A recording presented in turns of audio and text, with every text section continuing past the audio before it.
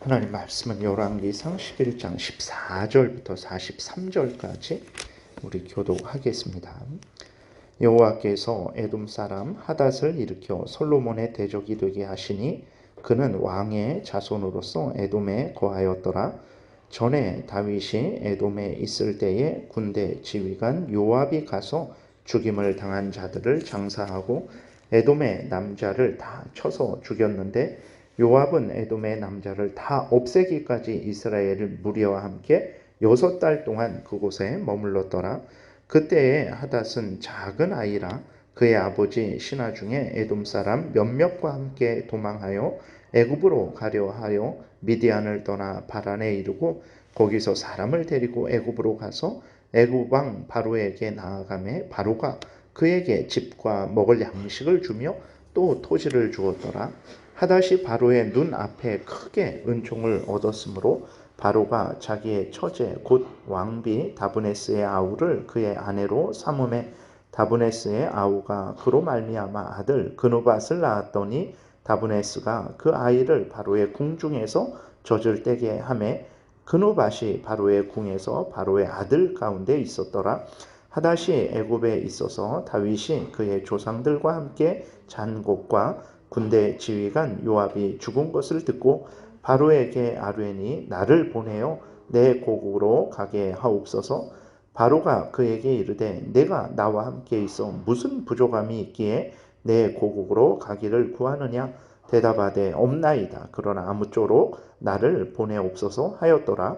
하나님이 또 엘리아다의 아들 르손을 일으켜 솔로몬을 대적자가 되게 하시니 그는 그의 주인 소바 왕 하닷 에셀에게서 도망한 자라.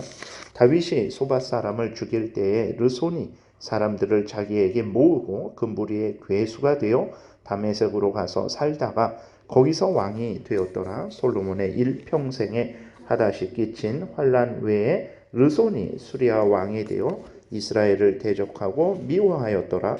솔로몬의 신하 느밧의 아들 여로보암이 또한 손을 들어 왕을 대적하였으니 그는 에브라임 족속인 스레다 사람이요 그의 어머니의 이름은 스루아이니 과부더라. 그가 손을 들어 왕을 대적하는 까닭은 이러하니라.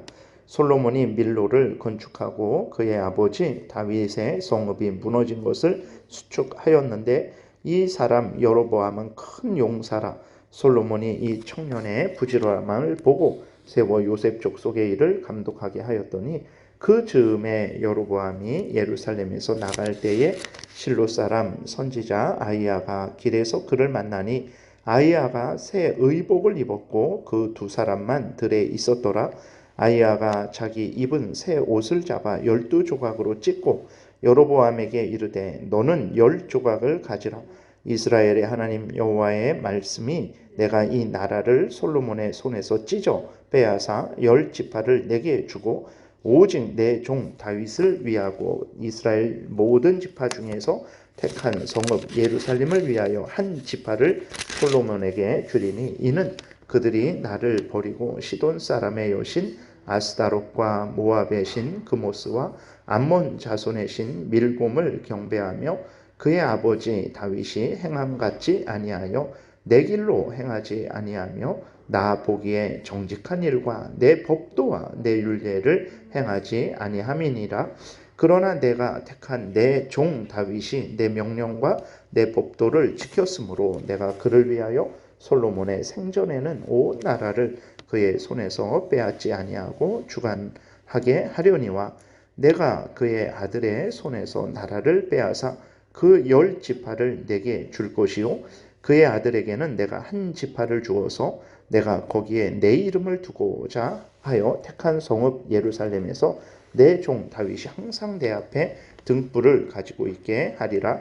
내가 너를 취하리니 너는 내 마음에 원하는 대로 다스려 이스라엘 위에 왕이 되되 내가 만일 내가 명령한 모든 일에 순종하고 내 길로 행하며 내 눈에 합당한 일을 하며 내 종 다윗이 행함같이 내 율례와 명령을 지키면 내가 너와 함께 있어 내가 다윗을 위하여 세운 것 같이 너를 위하여 견고한 집을 세우고 이스라엘을 내게 주리라.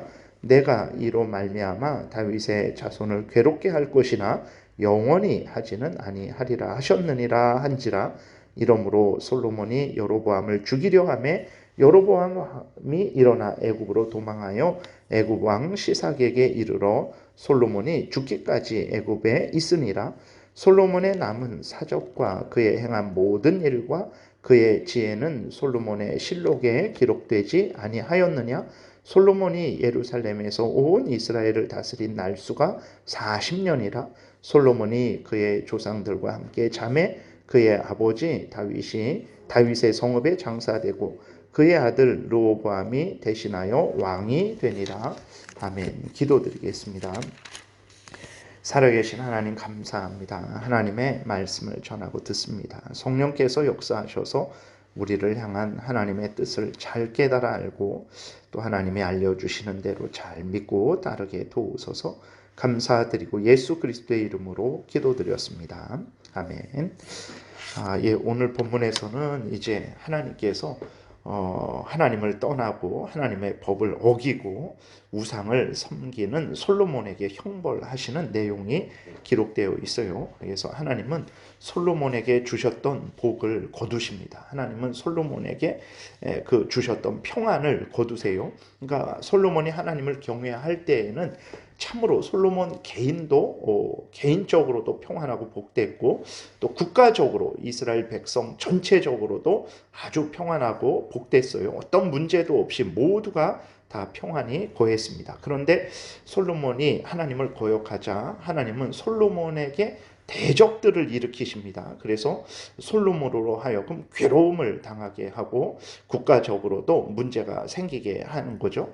14절에 보게 되니까 여호와께서 에돔 사람 하닷을 일으켜 솔로몬의 대적이 되게 하시니 그는 왕의 자손으로서 에돔에 거하였더라 라고 이렇게 기록하고 있어요. 그러니까 그 이후에 설명을 보게 되면 이제 에돔은 다윗 때에 이제 정복을 당했어요. 그때 이제 에돔하고 전쟁하느라고 이스라엘 백성들이 많이 죽은 것 같습니다. 그래서 요압이 그 죽은 이스라엘 백성들을 이제 묻기 위해서 에돔에서 그 죽은 이스라엘 백성들을 묻었는데 거기에 대해서 이제 보복을 한 거죠. 그래서 에돔의 남자를 다 죽여버리는 거예요. 이것은 참 학살이죠. 그렇게 되니까 그 에돔의 남자를 다 죽이기 위해서 6개월 동안 에돔에 머물렀다라고 이렇게 기록이 되어 있으니까 얼마나 잔인했겠습니까? 근데 이러한 학살 중에 그 에돔 왕의 아들 하닷이 이제 도망을 탈출을 한 거예요. 그래서 애굽으로 망명을 했던 것입니다. 근데 그 17절, 18절에 보게 되면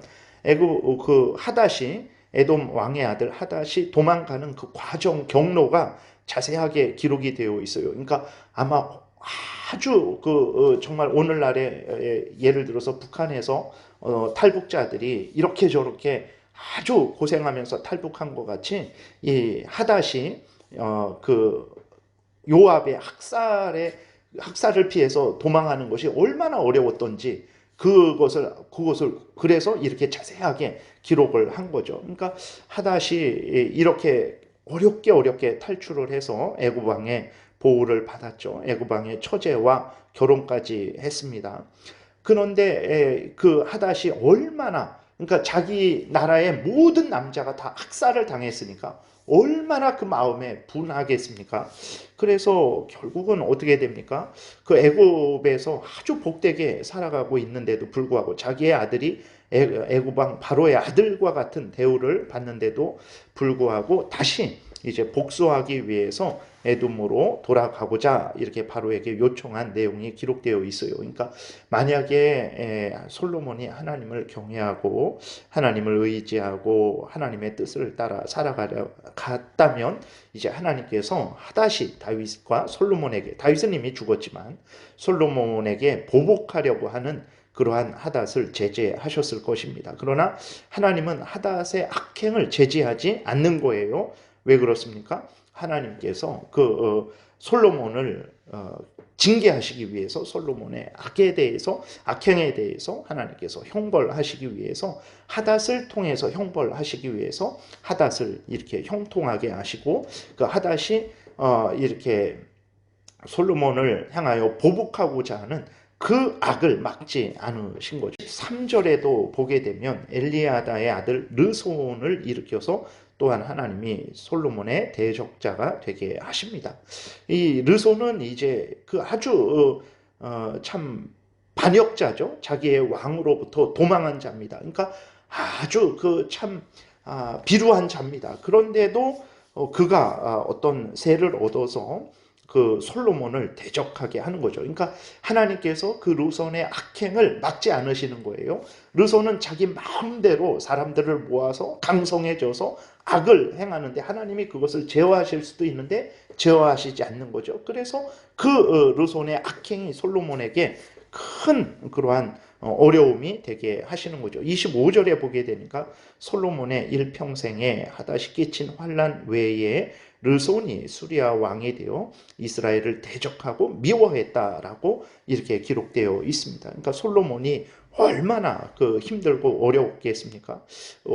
그 이제 에돔은 다시 힘을 얻게 되고 그 또 르손은 수리아 왕이 되어 갖고 이제 그 점점 강성하게 되고 그래서 이스라엘에게 위협이 되니까 아마 솔로몬의 마음이 참 이렇게 녹아내리는 것 같은 그러한 마음이었을 거예요. 근데 이것뿐만이 아니죠. 25절부터 보게 되면 하나님께서 솔로몬의 신하 여로보암을 일으키십니다. 그래서 솔로몬을 대적하게 하시죠. 여로보암은 근데 어떤 사람입니까? 솔로몬의 충직한 신하였어요. 그 여로보암을 보고 이렇게 성실하고 정직하고 그렇게 충성하는 신하가 없구나. 그래서 솔로몬이 직접 그 여로보암을 등용을 했습니다. 29절에도 이렇게 보게 되면 여로보암이 예루살렘에서 나갈 때에 실로 사람 선지자 아히야가 길에서 그를 만나니 아히야가 새 의복을 입었고 그 두 사람만 들에 있었더라. 아히야가 자기가 입은 새 옷을 잡아 12조각으로 찢고 이렇게 하면서 이제 여로보암에게 하나님이 말씀하시죠. 너는 10조각을 가지게 될 것이다 라고 하나님께서 이렇게 말씀을 하세요. 그러니까 하나님께서 그 정말 주권적인 섭리를 통해서 여로보암은 이제 북쪽 이스라엘의 왕이 되도록 하나님께서 그렇게 결정을 하시고 그렇게 실행을 하시는 거죠.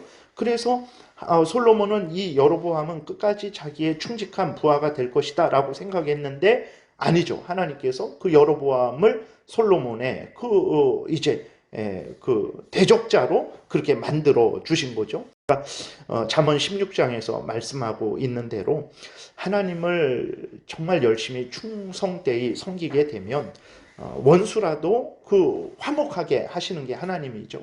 그러나 하나님을 경외하지 않고 하나님을 거역하고 하나님의 뜻대로 살아가지 않으면 하나님은 그 친구라도 원수가 되게 하시는 분이라는 것을 우리가 분명히 기억해야 되는 것입니다. 그러니까 모든 것들은 내 뜻대로 되는 것이 아니에요. 모든 것들은 하나님의 주권하에 있는 거예요. 우리들이 왜 이 땅에 태어났고 왜 이 땅에서 아직까지 살아가고 있을까? 그것은 우리로 하여금 하나님을 경외하고 하나님의 뜻대로 살아가게 하려는 거예요. 그게 하나님의 뜻입니다. 그러니까 그게 온 천지 만물을 창조하신 하나님의 목적이고 인간을 창조하신 목적이고 우리를 예수 그리스도 안에서 구원해 주신 목적이라는 것을 우리가 잊지 말아야 됩니다. 그런데 다 여기에서 실패하는 거예요. 그러니까 세상에서 우리가 드라마를 보든 책을 보든 무엇을 보든 사람들의 목적은 분명하죠. 내 인생 내 마음대로 내 뜻대로 내 하고 싶은 대로 내가 보기에 좋은 것들 내가 듣기에 좋은 것들 내가 살기에 좋은 곳 내가 갖고 싶은 모든 것 이것을 얻는 것이 인생의 목적 아닌가? 그리스도인들도 이러한 생각을 하죠. 내가 그리스도인이지만 예수를 믿지만 내가 정말 이게 뭔가? 그랬을 때 왜 그런 말을 합니까? 라고 했을 때 그것은 이제 자기 뜻대로 자기가 하고 싶은 대로 살지 못한 것 내가 얻고 싶은 거 얻지 못하고 가고 싶은 데 가지 못하고 하고 싶은 일 하지 못하고 그것이 이제 가장 큰 불만이 이제 되는 거죠. 다 넘어지는 거예요. 여기에서도 하나님께서 여로보암에게 이스라엘 나라의 10지파의 왕이 되게 하셨거든요. 너무너무 진짜 상상할 수도 없는 큰 은혜잖아요. 그러면서 다른 거 하나도 원하지 않는다. 너 마음대로 통치해라. 다만 나를 경외하고 내 뜻대로 해라. 그러면 다윗을 축복한 것 같이 너의 후손을 이스라엘 북이스라엘의 그 왕으로 삼겠다라고 하나님이 분명하게 말씀을 하셨는데도 어떻게 합니까? 여로보암이 그 뜻을 따르지를 못하는 거죠. 그래서 우리가 분명하게 하나님이 우리에게 원하시는 것이 무엇인지를 아주 분명하게 마음에 새겨야 됩니다. 그것은 다른 것 없습니다. 하나님을 경외하고 그 명령을 따라 살아가면 되는 거예요. 그러면 그게 복입니다. 최종 결정은, 그러니까 지금 그렇게 했을 때 이 땅에서 그러한 삶은 참 비참한 삶이고 답답한 삶이고 복되지 않은 삶이죠. 그거는 참으로 어리석은 삶이죠. 한평생인데 왜 한평생을 자기 마음대로 살지 못하고 저렇게 하나님 믿으면서 하나님 뜻대로 그렇게 참 어리석게 살아갈까. 사람들이 그렇게 하지만 칭찬은 이 땅에서 이루어지는 게 아니라 마지막 때에 하나님께서 결산하실 때 그때 최종적인 이제 칭찬이 있게 될 것이죠. 그래서 중요한 것은 뭐냐면 그게 핵심이에요. 그러니까 솔로몬이 이 세상에서 제일 가는 부귀와 영광과 지혜를 가진 거 그거 아무것도 아닙니다. 하나님 그것 아무것도 아니고 정말 내가 이 땅에서 가장 비참하고 정말 어렵게 살아가는 거, 내가 예수 믿어서 정말 일찍 북한에서 죽임을 당하는 거 너무나 불쌍한 일이잖아요. 근데 그것도 아무것도 아니에요. 그것도 아무것도 아닙니다. 진짜 중요한 것은 뭐냐면 결국은 하나님 앞에 갔을 때에 이제 하나님 앞에서 칭찬받는 거죠. 중요한 것은 내가 부하거나 내가 가난하거나 내가 지혜롭거나 내가 정말 무지하고 무능하거나 중요한 거 아니에요. 내가 하나님을 경외하고 하나님의 뜻대로 살아가는 것, 이게 중요한 거예요. 이것을 위해서 하나님이 나를 가난하게도 하시고 부하게도 하시는 거예요.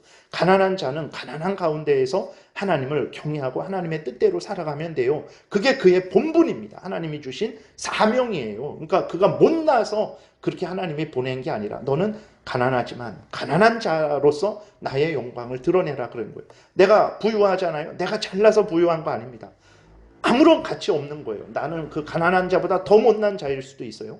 근데 하나님이 뜻대로 너는 부유한 가운데에서 나의 영광을 드러내라. 그렇게 해서 한 사람은 가난하게 인생을 살아가는 것이고 한 사람은 부유하게 인생을 살아가는 거예요. 중요한 것은 하나님을 경외하고 하나님의 뜻을 따라 살아가는 거죠. 근데 솔로몬도 그렇게 못했던 거예요. 그 다음에 여로보암도 10나라를 주겠다고 하나님이 약속을 하셨는데도 그렇게 못한 거예요.